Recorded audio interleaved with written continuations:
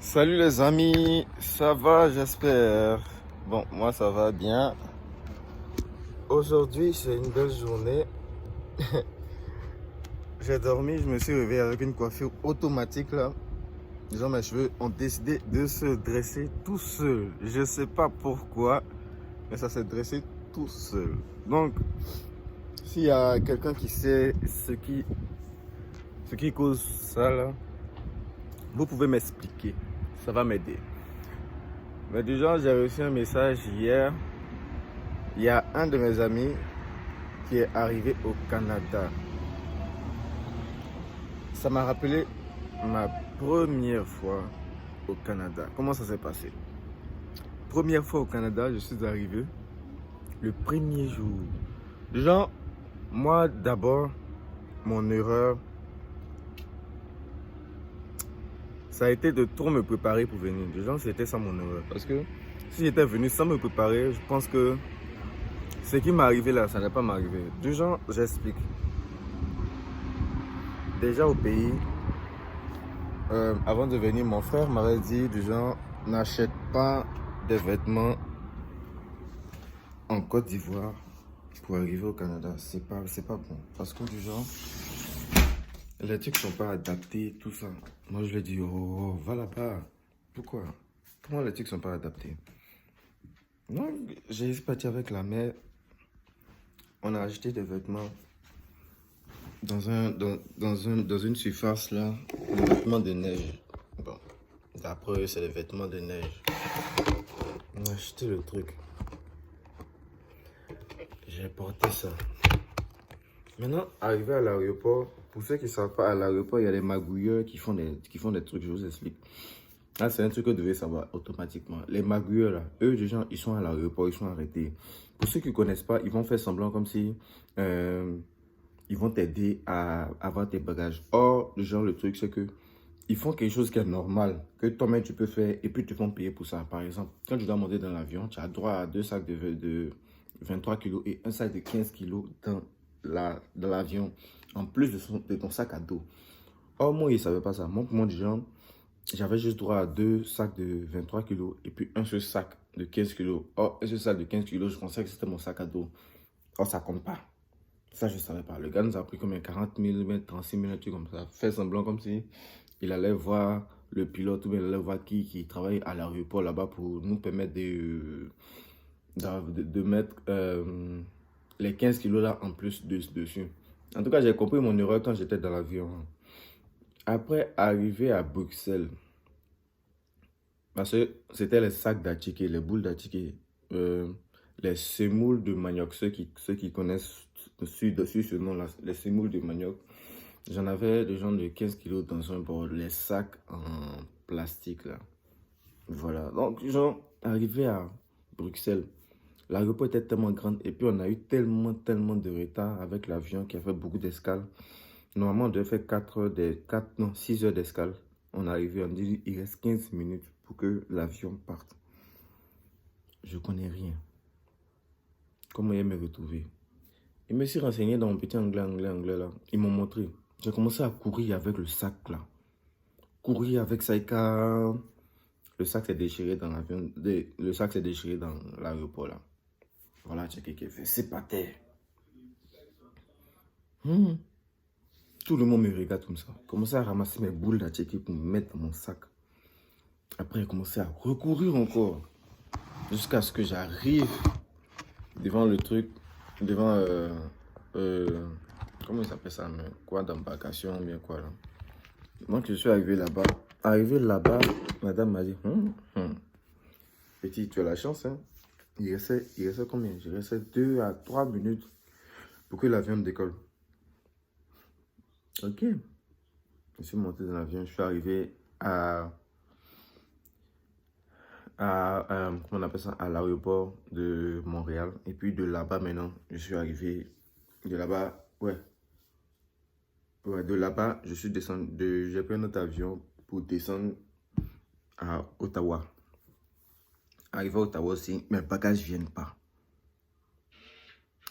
C'était Atchiki qui était avec moi. Mes bagages, j'avais mes habits, mes chaussures, du lait, quelques petits trucs. Et puis, certains médicaments africains, tout ça là. C'est perdu. Donc, c'est à checker. Moi, j'allais porter au Canada ici. Ça, c'est rien. J'ai dit, ok. Je suis parti, j'ai fait la réclamation. Ils m'ont dit, bon, ils vont m'appeler. Quand je vais arriver, ils vont m'envoyer un mail et puis ils vont m'envoyer mes bagages à la maison. Ok, il n'y a pas de souci. Je suis allé faire mes échanges de monnaie là. Ouais, là, j'étais là, arrivé. Dès que j'ai ouvert la porte de l'aéroport avec l'habit de neige qu'il y avait porté là. Le froid qui m'a tapé.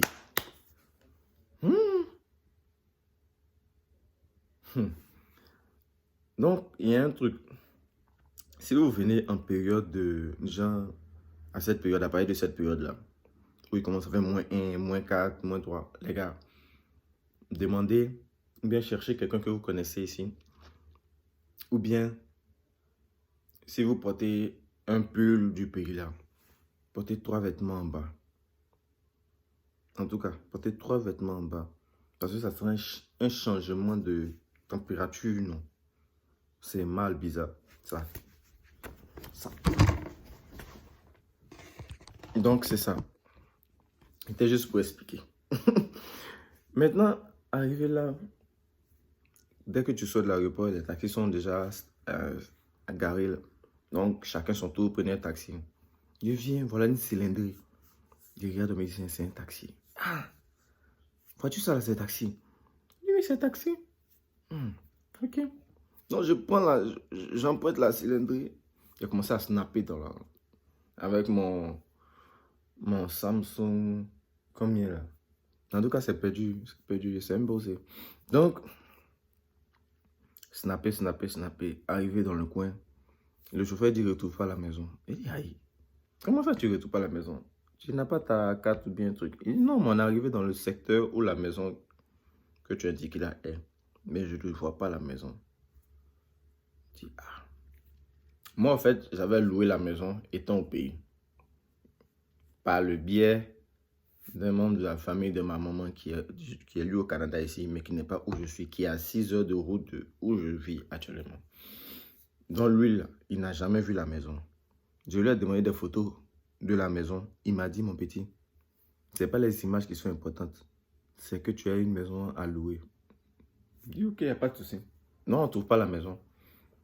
J'appelle, personne ne décroche. Ok. Bon, j'appelle même à ça passait pas parce que c'était ma puce du pays, elle, lequel j'étais venu. Non, elle laquelle? Une puce. Non, elle est ok. Mais vu que, avec l'adresse que j'avais reçue, je suis allé sur Google Maps. J'avais déjà l'image de la maison. Donc, quand j'ai vu, je lui ai dit que c'est ça.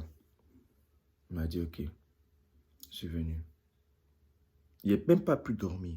Du genre, il y a un truc, quand on arrive ici, il y a une sensation qu'on ressent. On ressent son corps toujours comme si on était dans l'avion. On dit que c'est l'organisme qui est en train de s'adapter au climat et puis au truc d'ici. Donc, ça m'a pris 1 mois ou 2 en train de toujours. C'est comme s'il était saoulé, bien. Mais c'est pas ça le pire. À part ça, c'était. En tout cas, mon problème, c'était d'aller à l'école. Parce que quand je suis arrivé, moi, je suis arrivé avec 2 semaines de retard. Donc, il fallait aller à l'école le lendemain, tout ça. Donc, je suis venu, arrivé à la maison le lendemain, j'ai regardé les trucs de bus là, l'itinéraire, et puis j'ai fait des screens. Puis, je suis parti. Donc, le premier jour, quand je suis arrivé, je savais que dans mon école, il y avait des gens qui faisaient les techniques de policier, les trucs. Donc, dès que j'ai emprunté le premier bus, je suis descendu dans la ville. Bon, je suis descendu à Ottawa là-bas parce que quand je suis venu, il y a des maisons qui étaient un peu moins chères, proches de Ottawa. Les gens, c'est pas la même province. Non, Ottawa, c'est une ville de la province d'Ontario. Moi, j'ai loué une maison à Gatineau, bon, dans une ville. Bon, la Gatineau, c'est une ville du Québec, quoi, tu vois. Donc, arrivé là-bas, je vois les jeunes qui avaient porté des tenues de policiers et puis j'ai reconnu. Donc j'ai dit, ok, moi je les suis. Hein. Là, j'ai plus regardé. Je suis monté dans le bus. Où ils sont descendus, je suis descendu. Et comme ça, elle a suivi jusqu'à ce que j'arrive à l'école. J'ai dit, ok, au moins je suis intelligent. Le lendemain, j'étais tellement fatigué parce que le décalage horaire était tellement... Bon, c'est moins 4 heures, donc ça fait que souvent, j'arrivais pas à dormir la nuit. C'est un peu la journée que je commençais à avoir sommeil. Donc, le lendemain, j'ai emprunté un bus, mais je ne les ai pas vus cette fois-ci.